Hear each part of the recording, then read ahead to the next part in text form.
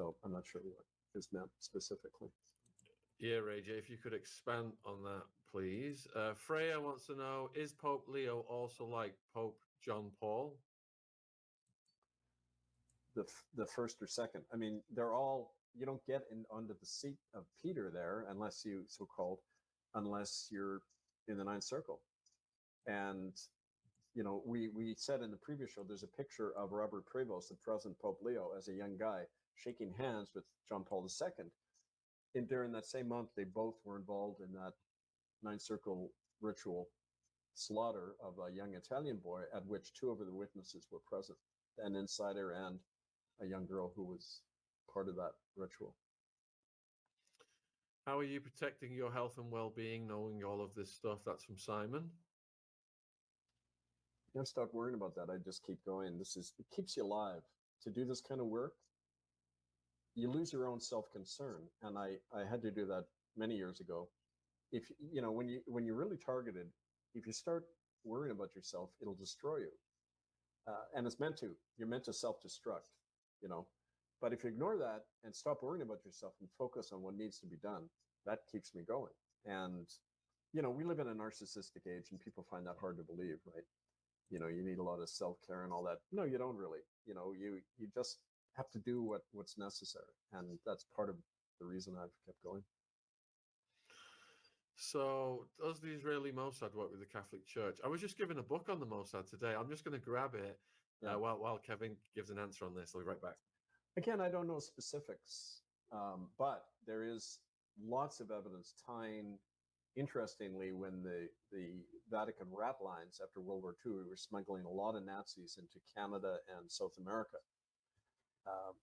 Mossad was involved in that. Mossad has been helping, you know, fascist dictatorships all over the world, and with Vatican money, you know. So I mean, the two have intercrossed a lot, you know. But I'm sure, again, Shaun can give you more details. Well, I'll be able to give you more details after I've read this. This was given to me today, and I'm told it really gets in depth about the Mossad. Gideon's Spies by Gordon Thomas, and it's 600 plus pages long. I can tell you. Plenty of... Do you remember there was a letter sent to you by one of my bodyguard, Yosef, and yes, he has a really interesting history. He went up against Mossad, and he was from an East European country and was working with certain groups in the Mideast, and Mossad tried to kill him on several occasions. So he's sometimes fills my ear about all he knows about Mossad. So sometime I'll talk more about that one. Would he be willing to come on and do a live stream with you, or is that not possible? He wouldn't expose himself publicly, and nor should he. But I can pass on what he tells me. Yeah, please do. I've been so engrossed in this, I haven't, but it sounded really interesting what he knew about Mossad. So you got a question from Woo Woo, and Woo Woo wants to know if there is a guilty ruling in the common court, what are the penalties? There's no limit, even the death penalty, frankly. Previously, Ratzinger and others and Elizabeth Windsor and others the verdict was life imprisonment without possibility of parole for heinous crimes like this, to this degree. But that's up to the 5 magistrates. Don't forget, this is not a jury trial like Ratzinger's was. This is more like a tribunal where the magistrates bring in the verdict, like they did at Nuremberg. All right, let me see. No, we don't want to do that one. Let me try and just screen these a little bit. Are the popes actually reptilians?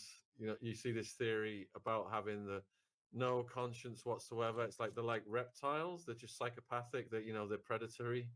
Could you compare the popes to reptiles? No, they're just David Icke does. I don't think you have to be a reptile to be inhuman. I mean, because I don't think people are necessarily born with much of a conscience. I experience that every day. I mean, the question to me is never, why are these guys doing these things, right? The question is, why are we all standing back and letting it happen? I mean, nobody will allow, if you know there's a child being harmed somewhere, why would you not intervene, right? So where is our conscience? Where is our humanity? To me, you got to look in the mirror first and say, do I care enough about these children to risk my own life to save them? Because if not, then maybe I'm a reptile. Maybe the limbic part of my brain that's compassion about the things that have kept us human, maybe it isn't there. Maybe it's being drained out of us by all this electronic assault we're under. That to me is the question, because, you know, we'll put out a call and nobody will show up. You know, one or two or three people watching this might take action. But the point is, we have to start at home and realize they don't matter. Once we get mobilized, we're the sleeping giant. We could overturn all of this tomorrow if we all just got together, stop fighting each other, which is what they want, and unite on the basics. Save Mother Earth, save our children, defend our liberties, right? You're getting asked, would you describe them more as demonically possessed humans versus interdimensional beings? Who? I didn't hear the first part. So the people like the evil people that you're talking about, would you describe them more as demonically possessed humans than interdimensional beings? I don't know. How do I know? It's like when somebody asks me to talk about God, I say, well, God talk is rumor mongering, because I mean, who knows ultimately, right? So I can't say. I can just go on what I experience and what I know from dealing with people over many years, and that is that, you know, somebody once said, we're all dead souls waiting to be born, right? And I think that's a healthy way to look at it, that our suffering can, as it did with me, ignite something deeper in us and help us acquire a conscience and a courage that's needed to stop these things. You know. So Chad wants to know if you can cite some sources, evidence for this case. Oh, lots of sources, lots of evidence. I mean, for one thing, you just have to look at murderbydecree.com, some of the links there. Look at the policy, which we've reprinted, Crimen Solicitanis. Been around since 1929. It says when children are harmed, no one is to tell the police. That's a criminal conspiracy to protect child rapists. That means the Catholic Church should be shut down, because it's, you know, openly defying the child protection laws of every country in the world. And that's an attack. Normally that's considered an act of war under international law, when you're telling your members of your church to break the law of your own country, you know, and help, and not tell the police, help to keep crimes from the police. Yet they're allowed to do it all over the place. I mean, the point about the evidence is it's right in front of our face. It's in front of our face every day. The problem isn't lack of evidence. The problem is people are dull to it. They've so accepted and normalized the crime that it doesn't seem wrong anymore. That's the big psychological problem. But in terms of the other evidence, stuff will be coming out, including a log kept in the Vatican Library, which has been given to the prosecution, showing the list of all the Ninth Circle rituals going back to at least 1869, and probably a lot sooner than that. There's all the eyewitness testimonies. There's all the documentation, and insiders who have come forward. So again, like I like that George Bernard Shaw quote when he said, tell a man something that confirms his view of the world and you won't have to provide any evidence. But say something that challenges his view of the world and all the evidence in the world won't convince him. And that's true. It's about how we look at our life and the world and whether we feel offended by that and just want to deny it. Show me the proof. Well, why should we have to anymore? Can't you see it? Well, a lot of us, and you know, we've all been there. We're just blinded by the mainstream media, and it takes something to happen in our lives for us to pierce that veil and wake the hell up. And you know, Kevin, let me just add to what Kevin said there. He's got a lot of witness testimony as well. And when it comes to just looking around at our own experiences or the experiences of people that we've come across, you know, we've been researching some stories here lately whereby kids as young as 2, you know, these predators have got their hands on them. And then when people have gone to the authorities don't care. The politicians don't care. You know, there's an epidemic of teenage girls having these things happen to them in this country right now. And the politicians have shown, or at least the ones that are in control of government policy, have shown over and over, this is absolutely not a priority of the government to protect our kids. All they care about is their own power bases, making money, rising up the ladder, and all the evil House of Card games that they're playing against each other. The public were just cattle. I think Kevin wants to add something to that.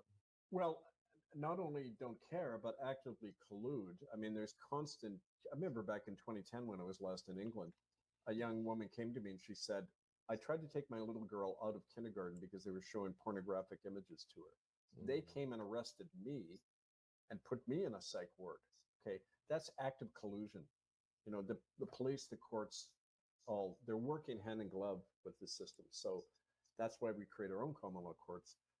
I also sent you the statement of Anne-Marie van Blienberg, and she describes seeing Rutte, top judges and everything at these ceremonies. And feel free to share that link. We have her filmed talking about her seeing Rutte and the others at these ceremonies. So, I mean, we're drowning in evidence, frankly, right? The question is, what are people going to do with the evidence? What are you going to do with the knowledge you've been given, right? That's the question, right? Did you know that you can have permanent teeth in just 24 hours? That's right.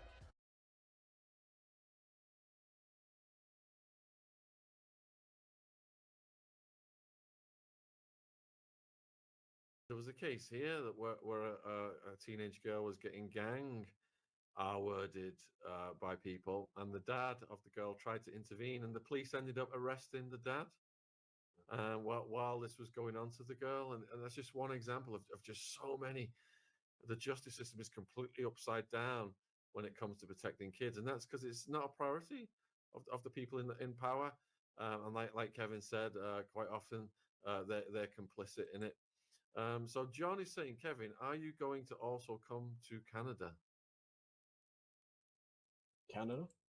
Oh, well, yeah, I operate in North America. I'm across the border all the time, US and Canada, doing work on both sides.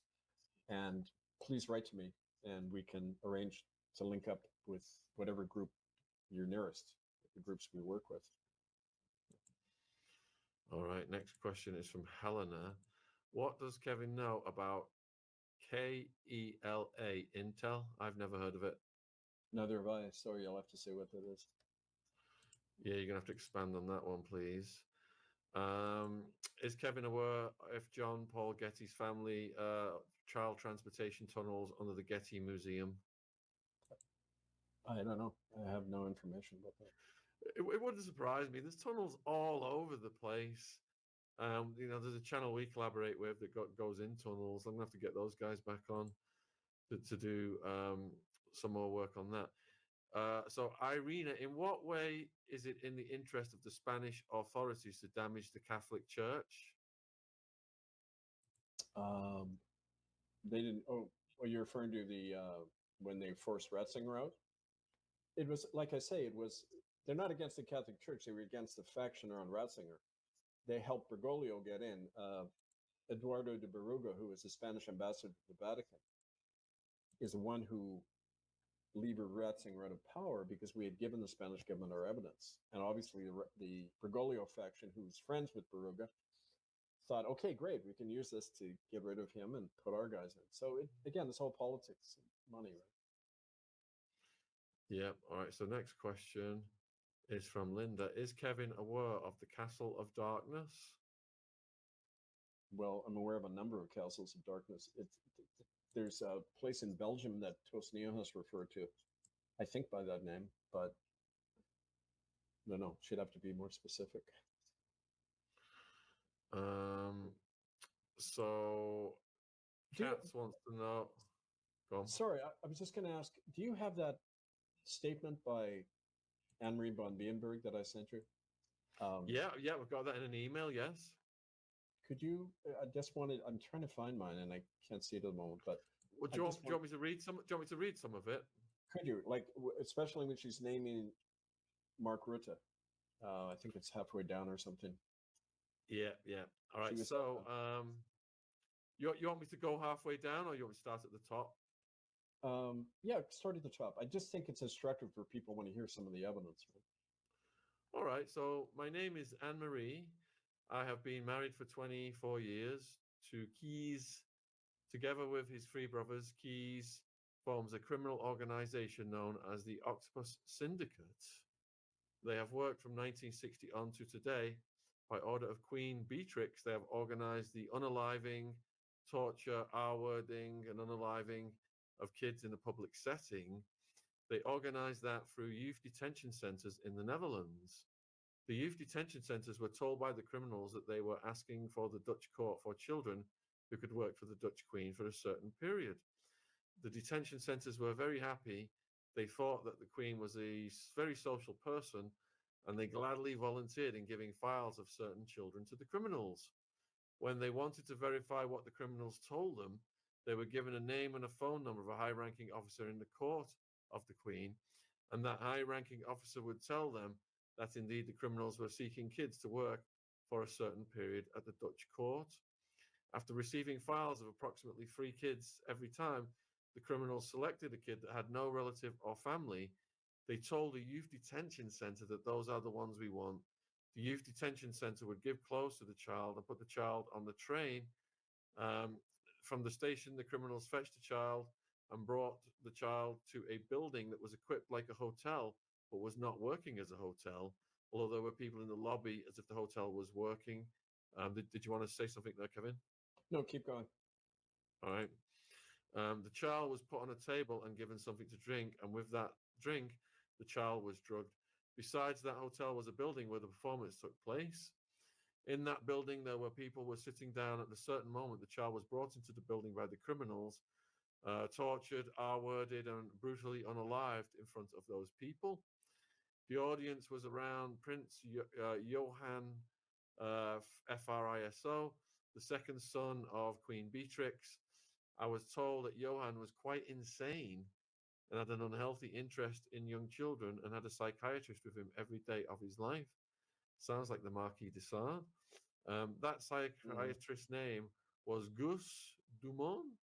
The criminals organized those killings in accordance with the Queen, who paid for the killings, and the criminals asked Johann to bring his relatives and friends with him. So the whole building was filled with important people from the Netherlands, ministers, high-ranking officers, and all kinds of people that the criminals could photograph so they could blackmail those people and get criminal advantages from it. Do you want me to read the next paragraph? Yeah, I will. So I asked her, could you name some of the people who were present? She said, the people who I recognized that were there were Prince Johann Friso, his psychiatrist Gus Dumont. I recognized Johann's wife, Mabel Smit. She was there with an old man, I think it was George Soros. I recognized a Herr Donner, a former minister of the law department, the viceroy of the Netherlands. I recognized Ernst Hirsch Ballen, a very important former minister of justice. Mr. Van der Emster, who was for years the head of all judges in the Netherlands. I recognized Dick Berlin, a former head of the military in the Netherlands, and an important journalist. I recognized Carl Eratus, the wife of Friso's psychiatrist. Carl is the president of a court in Amsterdam. And I recognize Mark Rutte. He's at this moment the president of the Netherlands. I recognize Geert Wilders, who at the moment is head of the political party PVV and head of the Dutch parliament. There were about 50 people every time I was taken there. I was taken there 3 times and so on. And then she talked about the murder of children. So this is the degree of detail we have from Anne-Marie and others. She herself was a lawyer who was entrapped by coming in. Her husband she didn't know he was a member of the mafia, the 'Ndrangheta. He trapped her. And then after that work, she was forced to attend and do other things. And like Tosh, she's in exile and hiding after that, right? So you got a lovely comment that's come in for you, Kevin. Not a question, just massive gratitude for your dedication and lifetime of work on this. Thank you for being honest about what you don't know and for being unafraid to name the names. Well, go and do likewise. So, Kevin, we're at the hour and we've got through all of the pertinent questions. Is there anything you'd like to say in conclusion to the viewers? Just that in the coming week, it's going to get really interesting because the summonses are going to go out and 99% chance they're going to be ignored. At that point, the judges have to decide whether they're going to issue arrest warrants. And then this time they have police and others willing to help enforce that. So you'll probably see in the coming week or two a number of these people who are going to be named as defendants hiding, getting off the radar, disappearing for long periods because they're not stupid. They know that any cop, any citizen can use this universal arrest warrant to go into any church, seize any evidence, arrest any person. This is an opportunity for people to actually do something, have the power to do it legally. And that's what we say to people all the time. So stand by, I'll keep you all updated. And write to me if you want to be on our mailing list, and you'll get all the updates and everything. And we appreciate you coming on here and giving us the first update, Kevin. And if anything else breaks, just let us know and we will get you right on. And all of Kevin's links are in the description.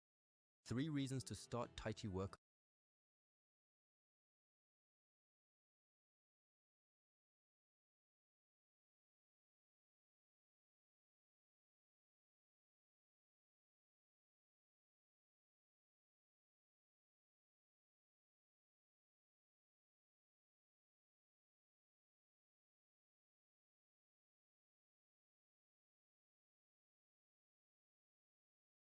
Just wants to shout hard questions at people on interviews, right? Yeah, I like, bring the questions. well, the best thing about Piers Morgan is when someone is talking over him and refuses to stop talking over him, no matter how hard he tries to interrupt. You know who I love was when Kanye West and Sneeko were on there. That was too good. Like, he lost it. Like, you could see it just Lost it. It was hilarious. He's like, I spent so much money setting up the studio, setting up the lights. Do you ever remember that movie Anchorman, right, with Ron Burgundy, right? Yes, He gives me Ron Burgundy vibes when he gets angry on camera, right? He's just like, it's too good. It's too good. Milk Indeed was a bad choice, Pierce. Okay. Oh my God, I can't take it. I think Kanye's hilarious. You think Kanye's hilarious? Oh, Kanye has said some really interesting things. I like You know what I'm saying? I think he's just trying to build himself an insanity plea for if he ever He gets does dragged. not. He gives 0 F. That's why I like him. Have you seen the homeless Kanye West conspiracy about this homeless guy? It's like this homeless dude. I'm telling you, you got to see this. Like, you gotta love the internet for a real. But you know what? He's a free man though, so is he? give it to him. Yeah. Is he though? Is he, or is he absolutely mental? No, he's a free man. He's free. That's why he's mental. that can't be the goal though. The goal can't be I'm a freeman. Like, no, he is. He's free now. Okay, but you can be free and can be completely mad. Question. There's so many good people. Like, what do you mean? What do they? You dial in your questions a little bit, people. I'm an immortal. I'm a goddamn immortal, Babs. Go into this. Hang on. Defending that Scientology dude. I was very disappointed in Meg from Family Guy also pitching in. That was Mila Kunis. That was not cool. Not cool. I mean, why is he always with Shaun? Why is he always hanging out with him? Well, you got to remember, right? If we want to be objective with this, like a lot of these white parties that we've seen on the Diddy tapes, where during the day they gave off like MTV B-roll opportunity vibes, rather than. I mean, I'm not saying there wasn't horrible things taking place during the day, right? But I just feel like that's the sort of whittling them down into the inner circle of the party that takes place at 2 a.m. vibe. So I imagine everyone that got absolutely off their nut like Ashton Kutcher and decided to swing about on a massive swing is going to have some regrets. What do you think? I'll tell you a story. My friend, she's a real estate broker here in Malibu, and she told me that she had to rent one of her houses out to Shaun Combs. 2016, it was the Malibu White Party. And when she lent it to him for the week, he rented it out. I think he rented it out. It was like $400,000, $500,000 for the week. And when they went to go check the house out, they had all the furniture outside with the sprinklers on. The house was all white. Inside of the house was shit all over the walls, all over the couches. There was a water hose spraying all over the house on the walls inside. There was probably like close to $1 million worth of damage, and they had no idea what to do. Damn. Sounds like a Dubai Birkin party to me. Yeah, so you can actually probably look it up. It was the White Party Malibu 2016, and he had to pay for all of that damage. He damages homes, people's homes, with his debauchery. I'm not being funny, right? Could you imagine sitting down with your lawyer, right? Could you imagine trying to sit down with your lawyer and be like, listen, it happened again, Bill. Okay, I just couldn't help it. It's $1 million worth of poop damage. Like, how? Well, and then when they arrested Shaun Combs in his hotel in New York, they found all his drugs, all his stuff in his hotel with the baby oil and everything. He does not care. Does not care. Yeah. Even if I think he's so crazy and so lost in his mind that he thinks that the police and the FBI and the CIA are going to help him. So that's why he doesn't give a shit. He does not care. The thing that I keep stirring back to it with the man on the island and Diddy was at the beginning of both arrests, it was all about tapes and hidden cameras and all of this. Where is any of that? We both know this is all about blackmail. We both know that a lot of these industries are built off the back of that. I mean, do you think we're ever going to see any of this come to light? Are we ever going to see them even acknowledge the existence of the 1,000 terabytes that they apparently took from Diddy? This is what people don't understand. It was under the Biden administration when Epstein got arrested, and they have all the stuff, and the judges and the DAs, they're not releasing all the information, so they're basically waiting on them. Okay. I think we asked this. I know they said Cash Patel is scheduled to speak September 17th in front of the court about the Epstein case, and I just saw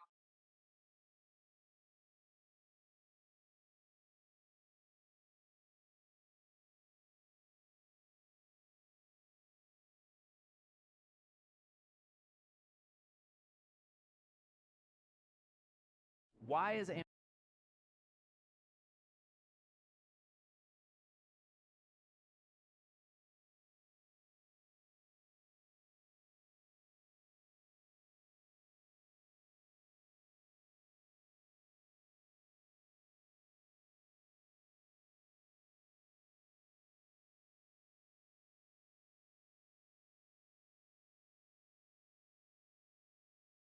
the Jeffrey employee, he circled people in the book who he believed were involved with Jeffrey's heinous activities.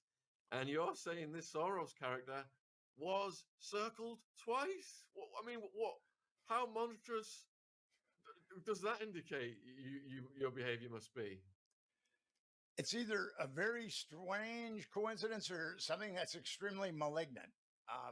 I just don't know. But Damian Williams, I've done some background on him, and he was heavily plugged into the Clinton machine.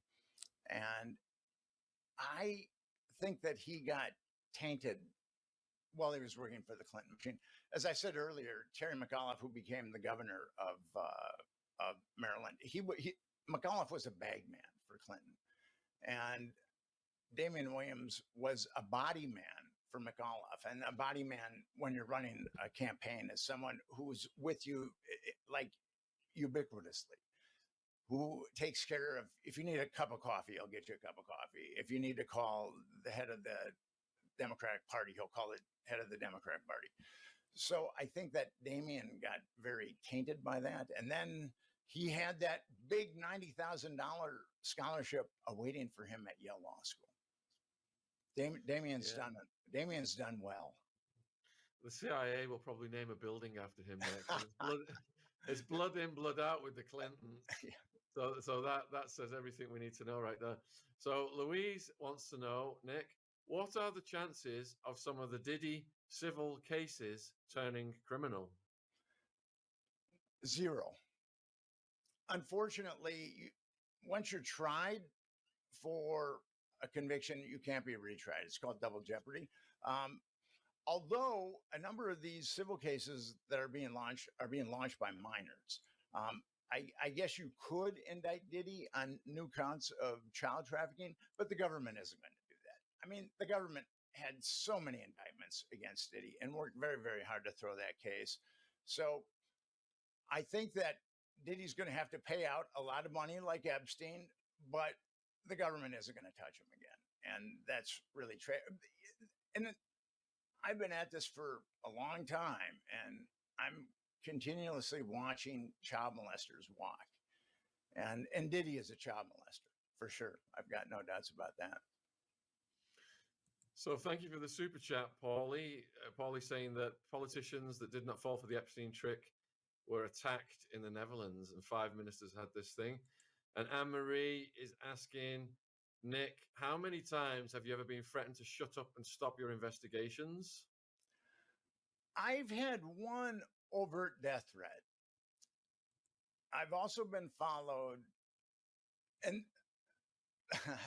I've seen some very strange things that I'm not going to get into. But yes, and my phone often when I pick it up, there's often strange noises on the other side. So there's been harassment that's been deployed on me, but I think that harassment has been deployed for a long time and it didn't work.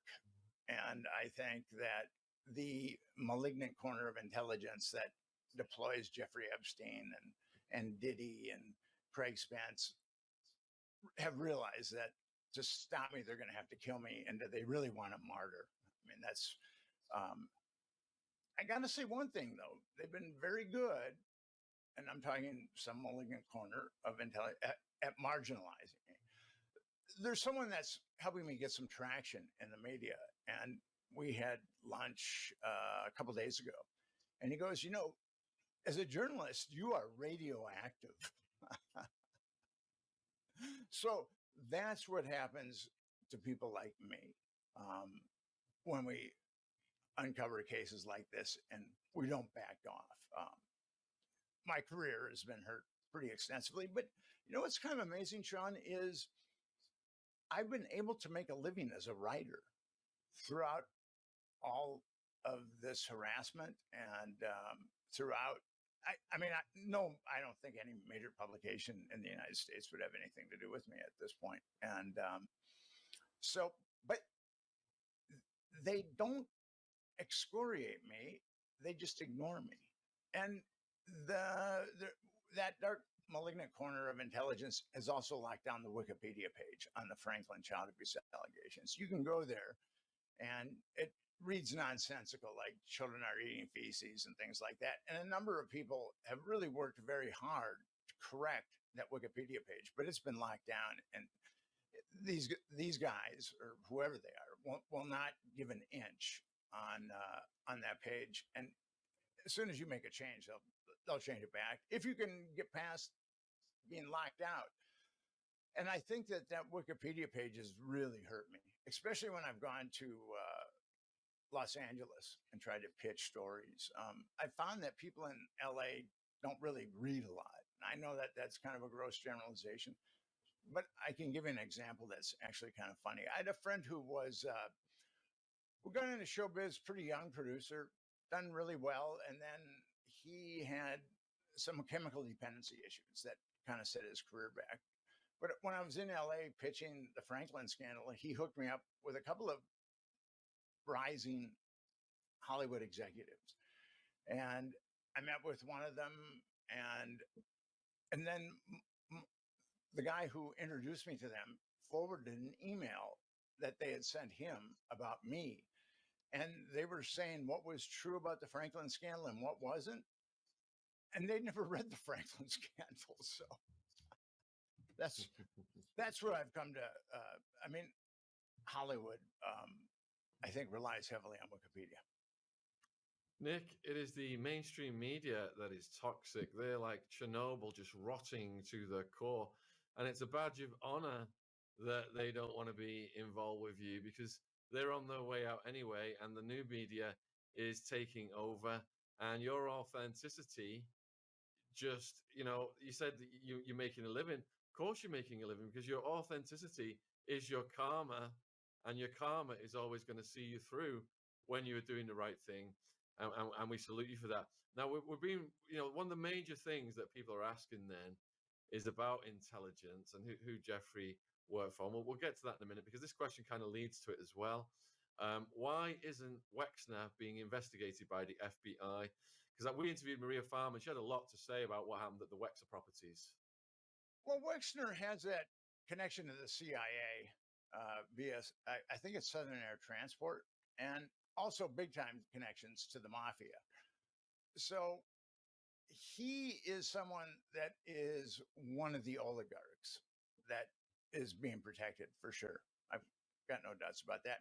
I wrote an article for Sheer Post, and I really get into all his mafia connections. He lives in Columbus, Ohio, and there was a law firm that wasn't part of his corporation, but worked for his corporation. And the lead attorney that worked with this corporation was shot in the back of the head, execution style, in midday in Columbus, Ohio. 222 bullets to the back of the head. And on there was a homicide report that came out after, and Les Wexner was the principal. he was the prime target of that homicide report. And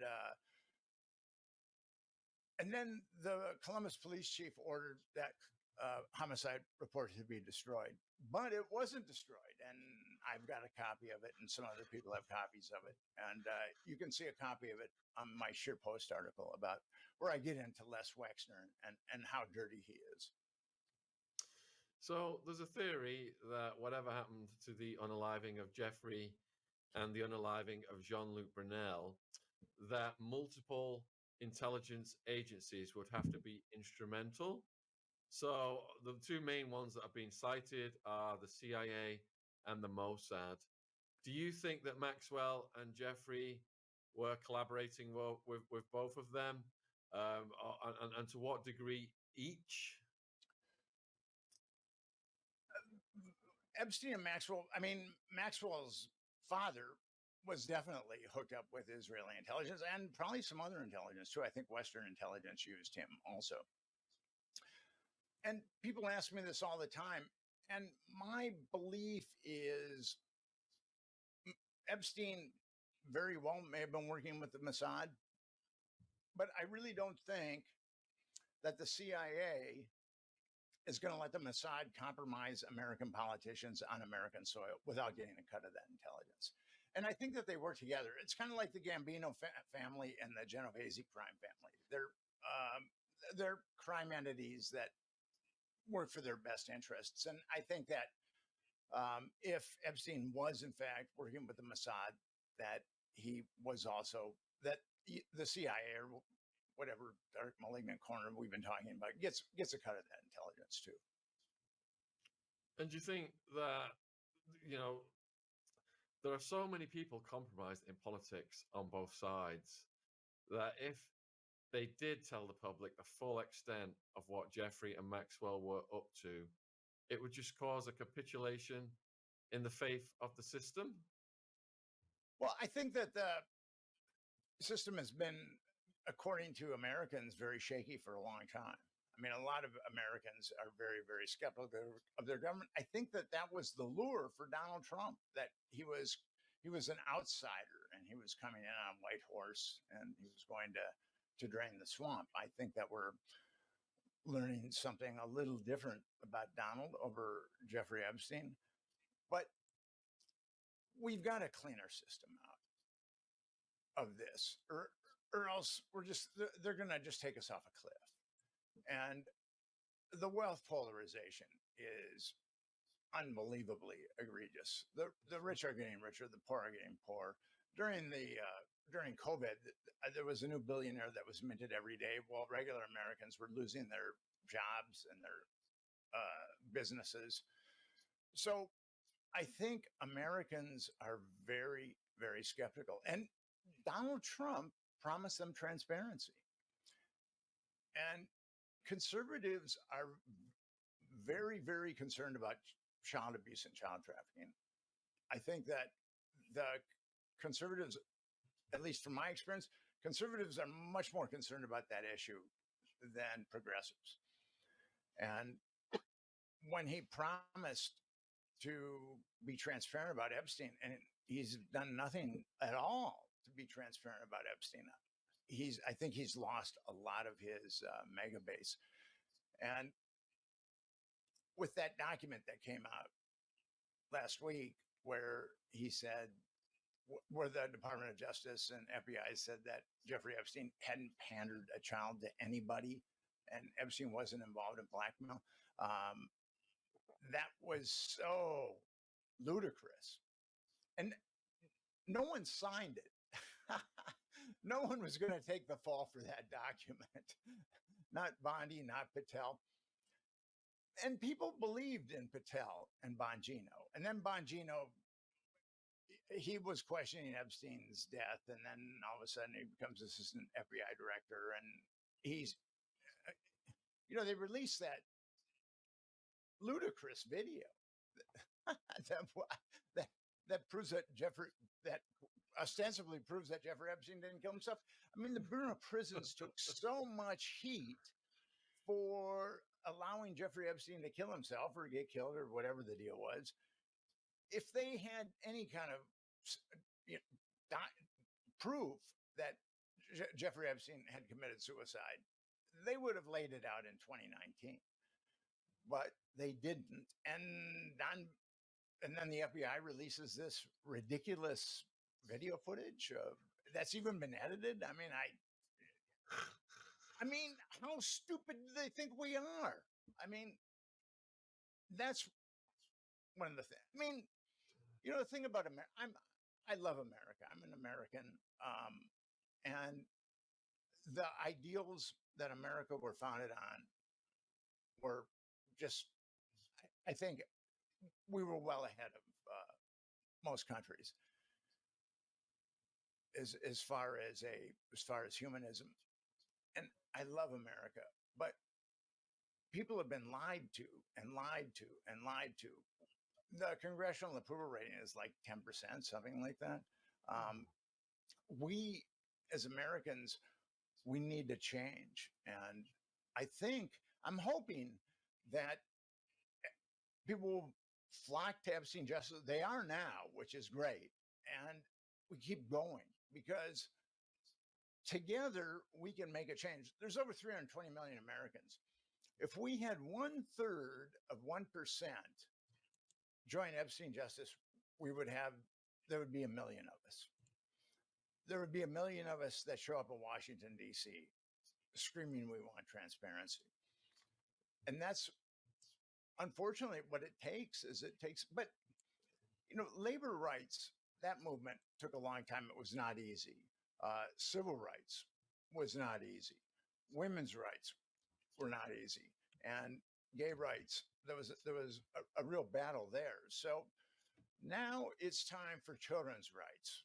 Children have the right not to be molested and sexually abused, and their abuse shouldn't be covered up by the government. I mean, that's where we need to start. We've obviously got a pandemic with child abuse in the United States, but at least we've got to get the government out of covering up child abuse. And then I think that we can work on other aspects of it. But that should be like the first move if we're going to have children's rights, is getting the government out of covering up child trafficking or being involved in child trafficking. I've just put the Epstein Justice link in the live chat. It's also in the description box. So for 6 years, Nick, they told us that the cameras didn't work and that the guards fell asleep simultaneously that unusual night. And then all of a sudden they got a video that's got at least a minute missing. I mean, did they think that the public are just so stupid they'll swallow anything that the government puts out? Well, we're seeing a huge backlash now. And I think that our government realizes that we're not that stupid. And I think that the Trump administration when they released that documentation by Bondi and she said that she'd been bamboozled by the New York field office, I believe that people in the Trump administration thought that that was going to be enough. That's why they put the white elephant in the living room. They had no idea of how edified Americans are about this issue. And I think they made a major miscalculation, really underestimating the intelligence of Americans and also their edification about this issue. Susan wants to know if you ever heard anything about Hillary Clinton being involved with Jeffrey. Didn't she go and visit the island? I know that Bill did. I don't know if Hillary did, but there's that picture of Chelsea's wedding where you've got the proud father, Bill Clinton, that paragon of integrity, ushering his wonderful daughter down the aisle. And there's a picture of Ghislaine Maxwell about 7 rows back with her head poking out. So obviously the Clintons and the Clinton Foundation took money from Epstein after Epstein was a convicted pedophile. So I think that the Clintons and Jeffrey Epstein, I think that they were very friendly towards one another. All right, so Maddie's got a point. Anyone in the Trump admin who releases names would be in danger. Who would risk that? Well, it ultimately comes down to, do you want to do the right thing? Do you want to do your job? I came to that crossroad when my life was threatened. And I decided that what was going on with this, with the Franklin trafficking network and how many kids had been destroyed and all the carnage, I felt like, you know, if I have to die for this, it's a very noble way to die. And my job was to expose it. And I did the best that I could. I think I wrote a pretty good book about it. It still sells. People just have to do their jobs. I mean, if people did their jobs, we could have this whole thing cleaned up really, really quickly. And that's what kind of troubles me. The New York Times, I mean, the media has been horrible at really screaming for justice in this case. I'm not aware of anybody in the media that's really been screaming for justice, but they're very good at pumping out salaciousness. In August of 2019, the New York Times named 6 procurers, aka pimps, in the Epstein network: Ghislaine Maxwell, Sarah Kellen, Leslie Groff, Adriana Marcinkova, or Adriana Ross, Nadia Marcinkova, and Haley Robson. Haley Robson was a teenager, and she was getting girls for Epstein from the high school that she attended. But Kellen, Groff, Ross, and Marcinkova, they know all about it. They know that whole network. They know who's dirty.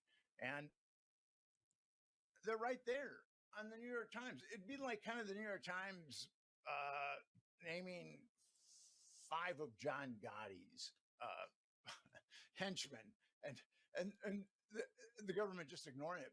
With the information that's in that article, you could indict those 4 women. You could indict them next week. That it's a real simple case.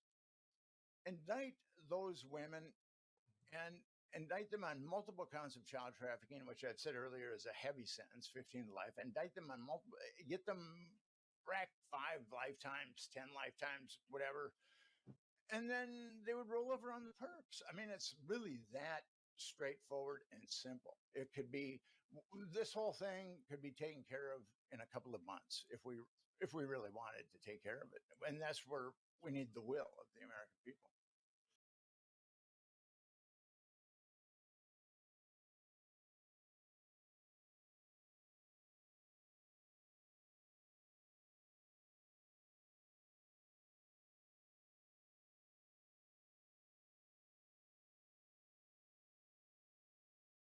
Thank you, Senator.